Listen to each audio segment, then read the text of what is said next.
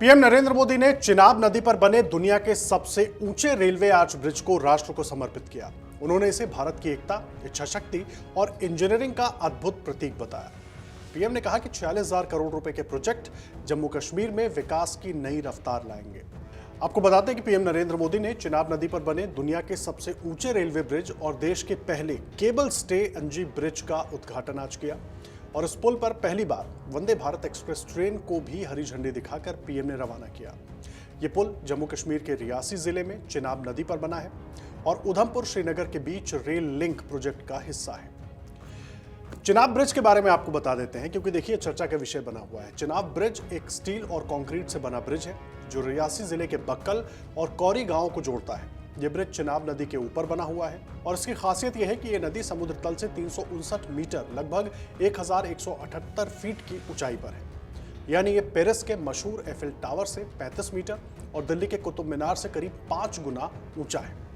इसकी कुल लंबाई 1315 मीटर यानी कि करीब 4314 फीट है और यही कारण है कि यह दुनिया का सबसे ऊंचा ब्रिज है। एफिल टावर नहीं, अब चिनाब ब्रिज बनेगा नया tourist destination. PM Narendra Modi ने चिनाब नदी पर बने दुनिया के सबसे ऊंचे रेलवे आर्च ब्रिज को राष्ट्र को समर्पित करते हुए कहा कि जम्मू कश्मीर के लाखों लोगों का सपना साकार हुआ है। ये सिर्फ पुल नहीं, भारत के फौलादी इरादों और इंजीनियरिंग कौशल का एक प्रतीक है।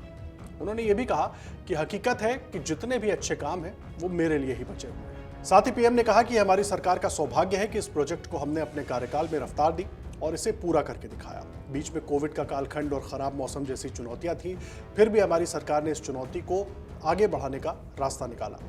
उन्होंने कहा कि आज जम्मू कश्मीर में कई ऑल वेदर इंफ्रास्ट्रक्चर प्रोजेक्ट्स बन रहे हैं जो इसी संकल्प की मिसाल है। ये हमारी सरकार का सौभाग्य है कि इस प्रोजेक्ट ने हमारे कार्यकाल में गति पकड़ी और हमने इसे पूरा करके दिखाया।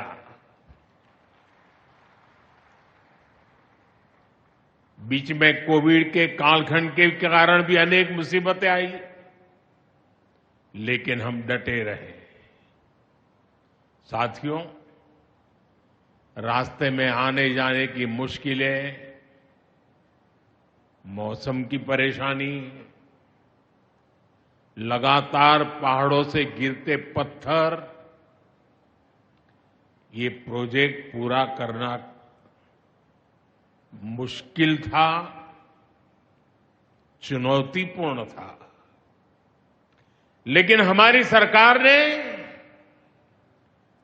चुनौती को ही चुनौती देने का रास्ता चुना है।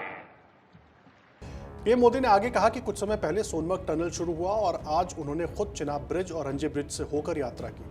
पीएम ने कहा कि इन पुलों पर चलते हुए मैंने भारत के इंजीनियरों, श्रमिकों के साहस और संकल्प को नमन किया। चिनाब ब्रिज दुनिया का सबसे ऊंचा रेलवे आर्च ब्रिज है।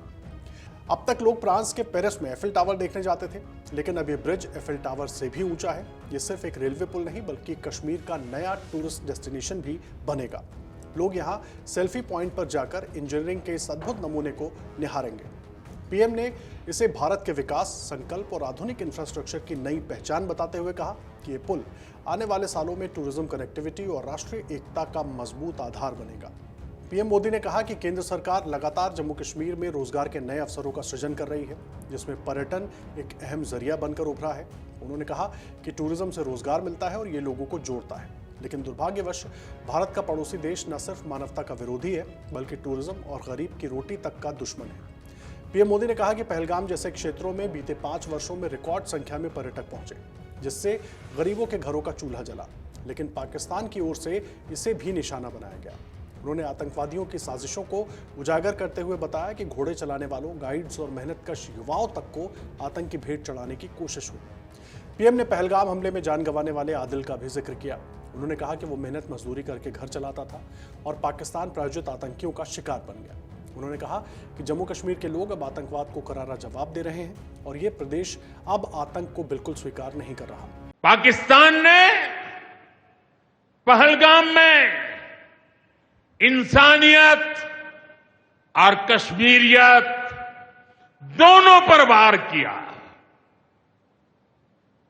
उसका इरादा भारत में दंगे कराने का था। उसका इरादा कश्मीर के मेहनतकश लोगों की कमाई को रोकना था। इसलिए पाकिस्तान ने टूरिस्ट पर हमला किया। वो टूरिज्म जो बीते 4-5 साल में लगातार बढ़ रहा था। साथ ही पीएम ने कहा कि बीते दशकों में जम्मू कश्मीर के लोगों ने मान लिया था कि हालात कभी नहीं बदलेंगे, लेकिन आज वही लोग उम्मीद, भरोसे और नए सपनों के साथ खड़े हैं। आतंक और अलगाव की राजनीति को पीछे छोड़कर जम्मू कश्मीर आगे बढ़ने का संकल्प ले चुका है और सरकार ने यह बदलाव करके दिखाया है। उन्होंने जोर देते हुए कहा कि आज जम्मू कश्मीर का नौजवान आतंकवाद को मुंहतोड़ जवाब दे रहा है।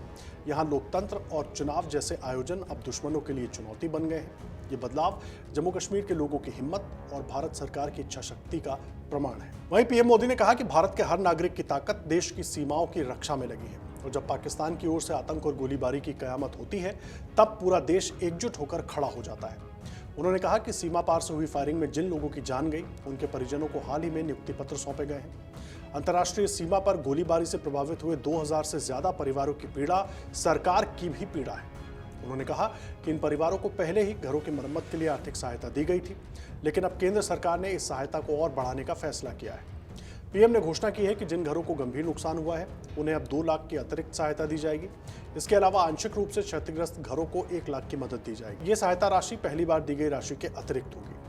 आपको बता दें, चिनाब ब्रिज दुनिया का सबसे ऊंचा ब्रिज होगा और इसीलिए प्रधानमंत्री नरेंद्र मोदी इस बात पर फोकस कर रहे थे कि ये देश का एक पहला टूरिस्ट डेस्टिनेशन ऐसा होगा कश्मीर का जिसका नाम पूरी दुनिया में गूंजेगा। और अब शायद लोग एफिल टावर ना जाकर चिनाब ब्रिज आना पसंद करें। अगर आप ये वीडियो YouTube पर देख रहे हैं तो हमारे चैनल को सब्सक्राइब कर बेल आइकन दबाएं और Facebook पर देख रहे हैं तो हमारे पेज को लाइक करें।